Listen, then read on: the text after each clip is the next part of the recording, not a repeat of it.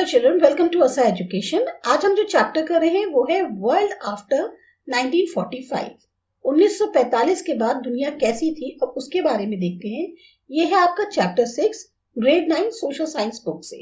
हमारा जो इतिहास है अगर उसको हम पलट कर देखें तो उसमें हमें बहुत सारे अनगिनत वॉर्स जो हैं, युद्ध, लड़ाइयां, इनके बारे में पढ़ने को मिलता है जो कि लड़ी हुई एशियंट इंडिया में और पूरी दुनिया में। लेकिन सबसे ज्यादा जो डिस्ट्रक्टिव वॉर थे, डिस्ट्रक्टिव मतलब जिससे बहुत ज्यादा तबाही हुई, वो जो हमेशा याद रखे जाएंगे मॉडर्न वर्ल्ड में, वो है फर्स्ट और सेकेंड वर्ल्ड वॉर। अब क्या हुआ, ये जो फर्स्ट और सेकेंड वर्ल्ड वॉर हुए उस वजह से बहुत ज्यादा तबाही हुई। तो ऐसे में लीग बनाई गई नेशंस की। लीग का मतलब होता है ग्रुप बनाया गया नेशंस का, इस पर्पज से कि एक तरह से परमानेंट पीस जो है, परमानेंट तौर पर शांति बहाल करी जा सके पूरी दुनिया के अंदर। लेकिन कुछ लिमिटेशंस होने के कारण ये फेल हो गया और 1939 में जो है सेकेंड वर्ल्ड वॉर दोबारा से हो गया। अब जो लोग थे उनका एक तो स्टेट ऑफ माइंड बहुत ज्यादा डिस्टर्ब हो रहा था, दूसरा जो वर्ल्ड वॉर 2 के एक भयावह जो हम इमेजिनेशन होते हैं कि पता नहीं कितनी तबाही लाएगा, उसने जो है और ज्यादा कन्विंस करा ह्यूमन बींग्स को कि एक बार फिर से कोशिश करी जाए कि पीस और प्रोटेक्शन जो उनकी आजादी का है उसके लिए दोबारा से कदम उठाए। तो नतीजा ये हुआ कि एस्टैब्लिशमेंट किया गया यूनाइटेड नेशंस का, जो कि 24 अक्टूबर 1945 को हुआ। अब इसमें देखते हैं सबसे पहले यूनाइटेड नेशंस चार्टर। चार्टर का मतलब होता है एक रिटन स्टेटमेंट जिसमें सारे आपके जो भी रेगुलेशंस हैं, बिलीव्स हैं, उनको लिखा जाता है या राइट्स हैं। तो यूनाइटेड नेशन चार्टर जो है ये स्टार्ट हुआ प्रीएम्बल से और इसने एक्सप्लेन किए कि गोल क्या होंगे यूनाइटेड नेशंस के। अब यहाँ आपको जो है गोल्स दिए गए हैं यूनाइटेड नेशंस के क्या क्या थे। सबसे पहला है कि एस्टैब्लिश करना है इंटरनेशनल पीस और सिक्योरिटी। इसके लिए क्या करना होगा, बहुत ही असरदार और ग्रुप तौर पे, एक कलेक्टिव तौर पे कदम उठाने होंगे ताकि रोका जा सके या खत्म किया जा सके हर उस चीज को जो शांति को डिस्टर्ब करती है, परेशानी में डालती है लोगों को, और साथ ही साथ कुछ ऐसे एक्शंस जो कि आक्रोश लाते हैं उनको दबाना बहुत जरूरी है। इसके लिए इफेक्टिव और कलेक्टिव मेजर्स उठाए गए। कोई भी इंटरनेशनल डिस्प्यूट हो दो कंट्रीज के बीच में तो उसको शांतिपूर्ण तरीके से कैसे सुलझाया जाए। तो पहला था to establish international peace and security. दूसरा था कि फ्रेंडली रिलेशंस डेवलप करना स्टेट्स के बीच में और हर उन स्टेप्स को उठाना जिससे कि दुनिया में शांति बनी रहे। तीसरा है कि इकोनॉमिक, सोशल और कल्चरल प्रॉब्लम्स जो हैं उनको सॉल्व किया जाए यूनाइटेड नेशंस की दखलंदाजी के साथ और जो ह्यूमन राइट्स हैं उनके साथ ही साथ जो एक बेसिक फ्रीडम है वो भी जो है मिलना चाहिए। डिसिमिनेटेड मीन्स उनको दिया जाना चाहिए, भले ही वो किसी भी कास्ट, लैंग्वेज, जेंडर या रिलीजन के हो। ये जो सोसाइटी है ये एक सेंट्रल बॉडी के तौर पर एक्ट करेगी ताकि शांति ला सके।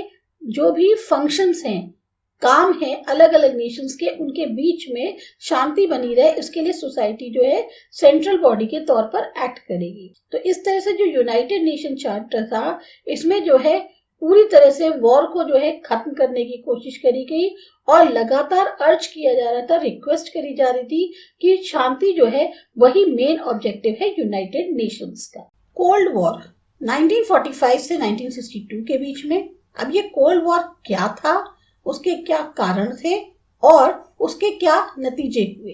कहने को जो वर्ल्ड वॉर 2 था वो तो खत्म हो गया, पर नतीजा क्या निकला कि अमेरिका और रशिया जो है वो सुपर पावर के तौर पर उभर कर आई और उन्होंने जगह ले ली इंग्लैंड और फ्रांस की। अभी तक इंग्लैंड और फ्रांस जो है बहुत ज्यादा हाई पावर कंट्रीज माने जाते थे, उसकी जगह अब अमेरिका और रशिया जो है ये दोनों सुपर पावर्स के तौर पर उभर कर आई।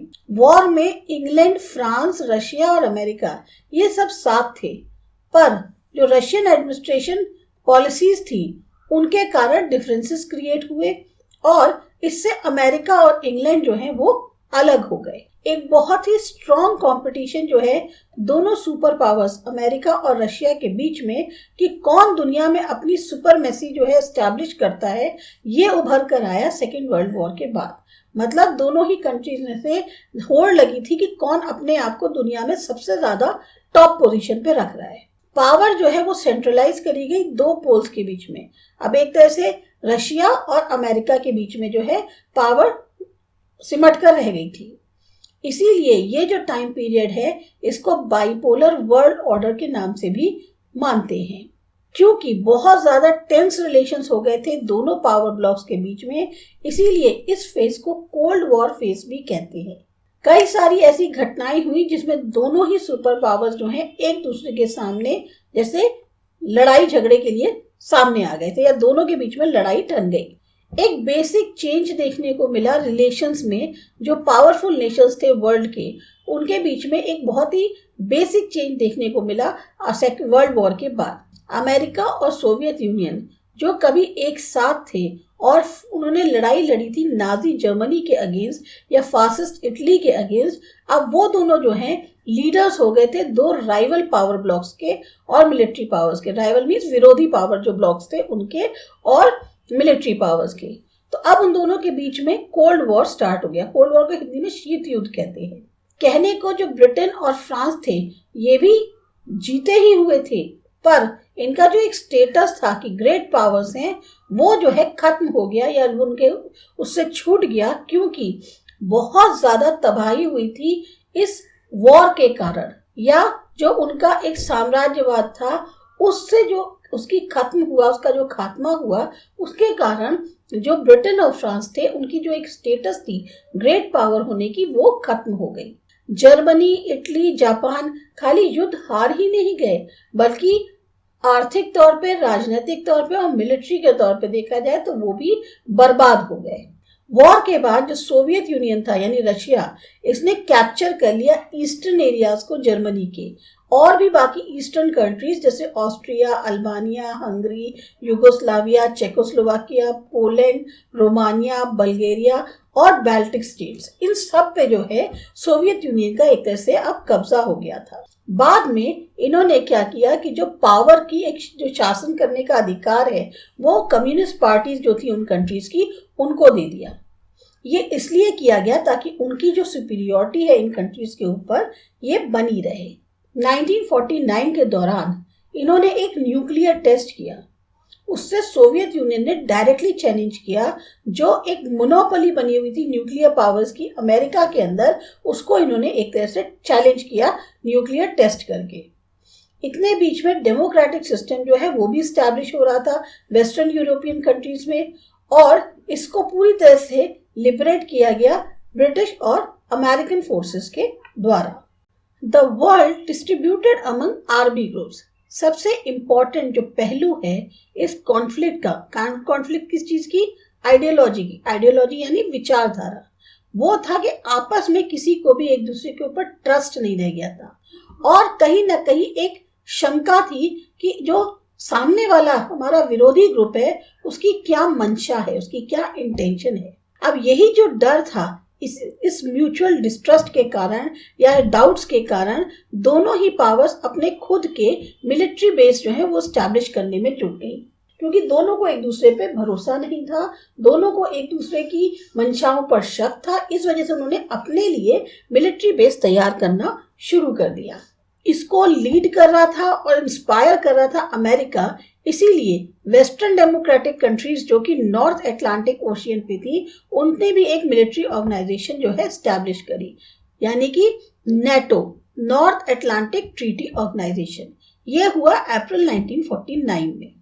उसके बाद साउथ ईस्टर्न कंट्रीज को प्रोटेक्ट करने के लिए सोवियत यूनियन कम्युनिज्म से अमेरिका और इंग्लैंड ने एक और मिलिट्री ऑर्गेनाइजेशन 1945 में सेट किया, एस्टैब्लिश किया, जो नाम था सीएटो, यानी South East Asia Treaty Organization. North के लिए नेटो था, साउथ के लिए सीएटो था। रशिया ने एस्टैब्लिश किया मिलिट्री ऑर्गेनाइजेशन जिसका नाम रखा उसने वॉर्सो पैक्ट। ये अगेंस्ट था सीएटो मिलिट्री ऑर्गेनाइजेशन के। एक और मिलिट्री ऑर्गेनाइजेशन थी सेंटो, यानी central east north treaty organization या बगदाद ट्रीटी। ये एस्टैब्लिश की गई मिडिल ईस्ट कंट्रीज में, जब लीडरशिप और इंस्पिरेशन जो है वो इंग्लैंड की थी। यहाँ पर कई सारी अरब कंट्रीज जो हैं उन्होंने सेंटो को ज्वाइन किया और बाद में अमेरिका ने इसकी लीडरशिप ले ली थी।